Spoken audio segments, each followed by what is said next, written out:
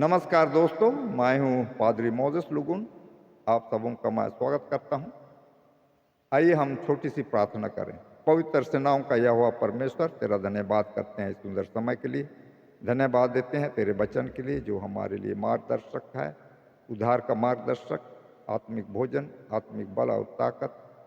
जैसे हम तेरा वचन पेश करेंगे, तू हमें अगुवाई कर, हमारे श्रोतागणों को तैयार कर, ताकि वे वचन सुनकर आत्मिक जीवन में आगे बढ़े। इस विनती को यीशु मसीह के नाम से मांगते हैं, सुन और ग्रहण कर, आमीन। तो एक पदस्थल पढ़ने से पहले मैं अपना टॉपिक का परिचय देता हूँ।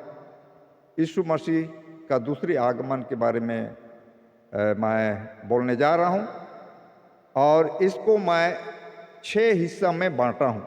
पहला हिस्सा है यीशु मसीह का दूसरी आगमन से पहले क्या घटनाएं होंगी। उसका वीडियो बन चुका है, यूट्यूब में अपलोड हुआ है, आप लोग देख सकते हैं। उसके बाद दूसरा बिंदु है, क्या यीशु मसीह का दूसरी आगमन जरूरी है। तीसरा बिंदु है, क्या यीशु मसीह का दूसरी आगमन बाइबल आधारित है। उसके बाद चौथा है, क्या ये लिटरल है, क्या यीशु मसीह का आगमन शाब्दिक है। उसके बाद पांचवा है, क्या यीशु मसीह का दूसरी आगमन जरूरी है। उसके बाद आखिरी बिंदु है, क्या यीशु मसीह का आगमन निकट है। तो ये 6 बिंदुओं पर हम चर्चा करेंगे और इस वक्त जो है हम लोग देखेंगे क्या यीशु मसीह का दूसरा आगमन उचित है। एक पदस्थल मैं पढ़ता हूँ याकूब का किताब से, 5 अध्याय उसका 7 और 8। यहाँ इस तरह से कहता है, इसलिए हे भाइयों, प्रभु के आगमन तक धीरज धरो। देखो, किसान पृथ्वी की बहुमूल्य फसल की आशा रखता हुआ प्रथम और अंतिम वर्षा होने तक धीरज धरता है। तुम भी धीरज धरो और अपने हृदय को दृढ़ करो, क्योंकि प्रभु का आगमन निकट है। तो जी हाँ, ये पदस्थल जो है किसान से संबंध है। जो खेती बाड़ी करता है उससे संबंध रखता है। तो एक किसान होता है, वो अपना बीज बोने से पहले जो है खेत को अच्छी तरह तैयार करता है। खेत को जो है 2-3 बार जोतता है और उसमें जितने भी कंकड़ होंगे, पत्थर होंगे, उसको चुनता है और पत्थरों को हटाता है। उसके बाद उसमें खाद डालता है। उसके बाद जो है बीज बोता है। बीज बोने के बाद जो है अंकुर होता है।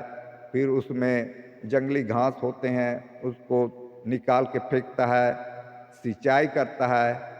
उसके बाद कटनी से पहले जो है अचानक कुछ अर्जेंट काम हो जाता है, जिसके चलते उसको दूर जाना पड़ता है। तो क्या इतना मेहनत करने के बाद ये किसान भाई क्या कटने के लिए वापस ना आएगा? जी हाँ, वो जरूर वापस आएगा। उसी तरह से यीशु मसीह जो है इस पृथ्वी में आया, पाप से पापमय दुनिया में आया, बेथलेहम में जन्म लिया, नाजरत में पाला पोसा गया। उसके बाद बड़े बड़े चमत्कार काम किए, लोगों की सेवा किए और बीज बोया, बीज बोया। उसके बाद हम देखते हैं कि गेत्सेमनी बारी में किस तरह से दुख सहा, लोग उस पर थूके, तरह तरह का इल्जाम लगाए, लात मारे, घूंसे मारे और उसको जो है अंत में क्रूस पर चढ़ाए। और ये जो बीज बो के गया है, बीज बो के गया और उसके बहुमूल्य लहू से सिंचाई किया, क्या वो फसल काटने के लिए नहीं आएगा? तो ये जरूर आएगा, यीशु मसीह जरूर आएगा। तो आइए हम कुछ पदस्थलों को देखेंगे। सबसे पहले हम देखेंगे यूहन्ना का किताब, यूहन्ना का किताब उसका 14 अध्याय को हम लोग देखेंगे। वहाँ पर यीशु मसीह खुद प्रतिज्ञा करता है कि मैं फिर आऊँगा। यूहन्ना 14 अध्याय उसका 1 से 3 मैं पढ़ता हूँ। तुम्हारा मन व्याकुल न हो, परमेश्वर पर विश्वास रखो और तुम मुझ पर भी विश्वास रखो। मेरे पिता के घर में बहुत से रहने का स्थान है, यदि ना होते तो मैं तुमसे कह देता, क्योंकि मैं तुम्हारे लिए जगह तैयार करने जाता हूँ। और यदि मैं जाकर तुम्हारे लिए जगह तैयार करूँ तो फिर आकर तुम्हें अपने यहाँ ले जाऊँगा कि जहाँ मैं रहूँ वहाँ तुम भी रहो। तो यहाँ यीशु मसीह खुद प्रतिज्ञा किया है कि मैं फिर आऊँगा और तुम्हें अपने यहाँ ले जाऊँगा ताकि जहाँ मैं रहूँ वहाँ तुम भी रहो। जी हाँ। तो दूसरा पदस्थल में जाएंगे हम लोग, वो मिलता है इब्रानियों की किताब उसका 9 अध्याय उसका 28 पद। इब्रानी 9 उसका 28 पद में इस तरह से कहता है, वैसे ही मसीह भी बहुतों के पापों को उठा लेने के लिए एक बार बलिदान हुआ, और जो लोग उसकी बाट जोहते हैं उनके उद्धार के लिए दूसरी बार बिना पाप उठाए दिखाई देगा। जी हाँ। तो यहाँ पर भी यीशु मसीह फिर आएगा, उसके बारे में हम लोग पाते हैं। आइए तीसरे पदस्थल में जाएंगे। वो मिलता है तीतुस 2 अध्याय उसका 11 से 14 पद तक। सब नहीं पढ़ेंगे क्योंकि समय नहीं होगा। 13 पद पढ़ेंगे। तीतुस 2 उसका 13 पद। यहाँ कहता है, और उस धन्य आशा की अर्थात अपने महान परमेश्वर और उद्धारकर्ता यीशु मसीह की महिमा के प्रकट होने की बाट जोहते रहें। तो यहाँ पर हम लोग फिर कहता है कि उसकी आगमन की बाट हमको जोहते रहना है, इंतजार करते रहना है। और कैसे इंतजार करें? कैसे इंतजार करें? कि हम यीशु मसीह का गवाही दें, लोगों को सुनाएं यीशु मसीह का प्रेम के बारे में, उद्धार के बारे में, और हम अपने आप को भी तैयार करें। ये ना भूलें कि हम सिर्फ दूसरों को वचन सुनाएं, अपने आप को पहले हमें तैयार करना है कि जो भी पाप किए हैं उसका क्षमा मांगे और परमेश्वर का आज्ञा के अनुसार हम जीवन बिताएं। तो अपने आप को भी साफ सुथरा करें और दूसरों को भी हम मदद करें यीशु मसीह का दूसरे आगमन के लिए। आइए हम दूसरे पदस्थल पर जाएं। प्रकाशित वाक्य 19 अध्याय में जाएं।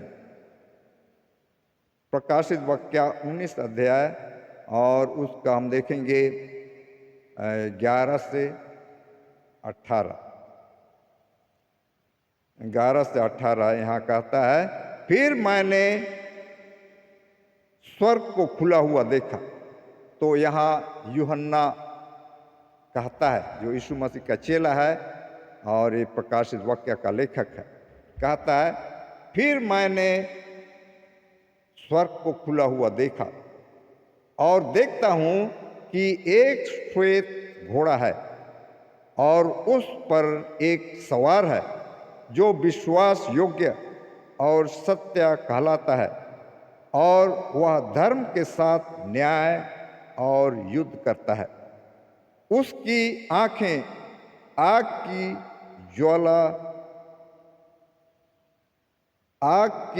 ज्वाला है और उसके सिर पर बहुत से राजमुकुट हैं। उस पर एक नाम लिखा है जिसे उसको छोड़ और कोई नहीं जानता। वह लहू छिड़का हुआ वस्त्र पहने हैं और उसका नाम परमेश्वर का वचन है। स्वर्ग की सेना श्वेत घोड़ों पर सवार और श्वेत और शुद्ध मलमल पहने हुए उसके पीछे पीछे है। तो यहाँ पर जो है यीशु मसीह को दर्शाया है, यीशु मसीह को दर्शाया, जो श्वेत घोड़े पर सवार है और उसकी आंखें आग की ज्वाला है और उसके सिर पर बहुत से राजमुकुट हैं। और कहता है उसका वस्त्र जो है लहू का दाग उसमें है, लहू छिड़का हुआ, उसके वस्त्र में लहू छिड़का हुआ है। तो ये यीशु मसीह को दिखाता है। तो यीशु मसीह दोबारा फिर आएगा। आइए हम आखिरी पदस्थल को देखेंगे जो प्रकाशित वाक्य में ही मिलता है, 22 उसका 20 अध्याय, 22 उसका 20 पद। जो इन बातों की गवाही देता है वह यह कहता है, हाँ मैं शीघ्र आने वाला हूं। तो यहां भी यीशु मसीह को दिखाता है, जो इन बातों की गवाही देता है। जो गवाही देता है, गवाही देने वाला यीशु मसीह है। वह यह कहता है, हाँ मैं शीघ्र आने वाला हूं। जी हाँ, तो आइए हम अपने आप को तैयार करें, अपने हृदय को तैयार करें, परमेश्वर के साथ अच्छा संबंध बनाएं, ताकि परमेश्वर जब आएगा, यीशु मसीह जब आएगा, तो हम उसको स्वागत कर सकें और उसके साथ स्वर्ग जा सकें। परमेश्वर आप सबों को आशीष दे। धन्यवाद।